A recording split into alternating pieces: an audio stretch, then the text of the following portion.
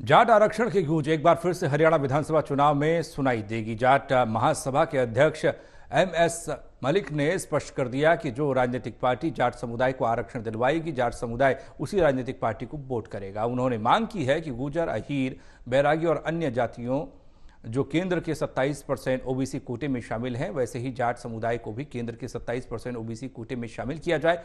जाट आरक्षण का मामला जाट महासभा क्यों विधानसभा चुनाव से पहले उठाएगी, इस बारे में जाट महासभा के अध्यक्ष एमएस मलिक से खास बातचीत की एसोसिएट एडिटर अनिल कुमार ने। जाट आरक्षण का मामला इस बार फिर विधानसभा चुनाव में उठेगा। इस मेरे साथ हैं जाट महासभा के अध्यक्ष एमएस मलिक। इनसे जानते हैं कि वो ये मामला विधानसभा चुनाव में क्यों उठाने जा रहे हैं। जी देखिए, जाट समुदाय एक कृषि के ऊपर आधारित समुदाय है और जितने भी कृषि पर आधारित समुदाय हैं, ज़्यादातर यानी 80% वो 27% ओबीसी कोटा में शामिल है। जैसे गुर्जर हैं, अहीर हैं, बैरागी, सब के सब जाट वर्ग से कोई ज़मीनों की धरोहर में कम नहीं है। इनकी ज़मीनें शायद जाट समुदाय से भी ज़्यादा होंगी, लेकिन जाट समुदाय के पास तो अब ज़मीन कुछ रही नहीं।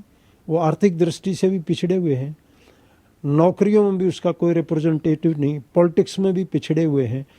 और जो जैसे अटल बिहारी वाजपेयी जी ने 2001 में राजस्थान के अंदर जाटों को 27% ओबीसी में शामिल कर दिया था, उसके बाद उनके बच्चे देखो जुडिशरी में भी बहुत आते हैं और राजस्थान सिविल सर्विसेज में भी बहुत आते हैं। इवन आईएएस आईपीएस में भी उनकी रिप्रेजेंटेशन बहुत ज़्यादा है। ये केवल हरियाणा के साथ या दूसरे राज्यों में जो जाट हैं उनके साथ भेदभाव क्यों?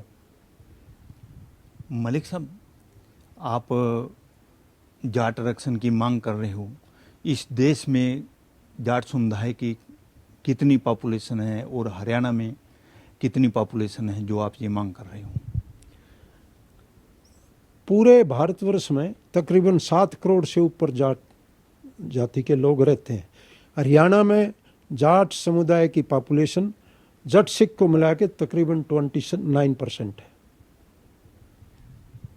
मलिक साहब, जाट समुदाय किस पॉलिटिकल पार्टी को देगा? क्योंकि आपने पहले ये ऐलान कर दिया है कि विधानसभा चुनाव में जाट आरक्षण का मामला उठेगा। जाट समुदाय किस पॉलिटिकल पार्टी को देगा? जो जाटों के को 27% आरक्षण दिलाएगी उनको देंगे। अभी देखो, जम्मू में भी जाटों की रिजर्वेशन है केवल जाट समुदाय की, लेकिन वो 27% नहीं है। यूपी में है लेकिन वो केवल प्रांतीय सर्विसेज में है, लेकिन 27% जो ओबीसी कोटा है उसमें शामिल किया जाए। ना तो इससे कानून का उल्लंघन होगा और ना ही किसी और दूसरी जाति को नुकसान होगा। हम तो किसी जाति के खिलाफ नहीं है। ये जैसे SC ST की रिजर्वेशन ठीक है, 22% है, हमें कोई दिक्कत नहीं, लेकिन जो 27% है उसमें सारे की सारी एग्रीकल्चर कम्युनिटीज़ हैं, उसी बेसिस पर हमें भी शामिल किया जाए। हम भी उसी तरह पिछले वर्ग से हैं। मलिक साहब, आपने कोई रिप्रेजेंटेशन भी दी हुई है कि जाटों को आरक्षण दिया जाए और केंद्र इस पर विचार करें? हमने भी दिया है और अखिल भारतीय जाट सभा है जो युद्धवीर सिंह मलिक जिसके प्रधान हैं, उनको ये आश्वासन दिया गया था कि हम एक आयोग गठित किया हुआ है, पिछड़ा वर्ग आयोग गठित किया गया जो ये समीक्षा करेगा किस किस समुदाय को और 27% ओबीसी कोटे में शामिल किया जाए। वो मामला पेंडिंग है, अभी तक इस बात पर विचार ही नहीं किया गया। तो इसलिए हम पुनः इस बात पर जोर देंगे कि जो जाटों को 27% ओबीसी कोटा सेंट्रल कोटे में शामिल कराएगा, जाट समुदाय उसी को वोट देगा। ये थे मेरे साथ जाट महासभा के अध्यक्ष एमएस मलिक।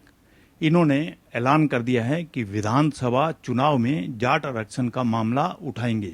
इसके साथ साथ इन्होंने ये स्पष्ट कर दिया है कि जाट समुदाय उसी राजनीतिक पार्टी को वोट देगा जो आरक्षण की मांग को स्वीकार करेगा।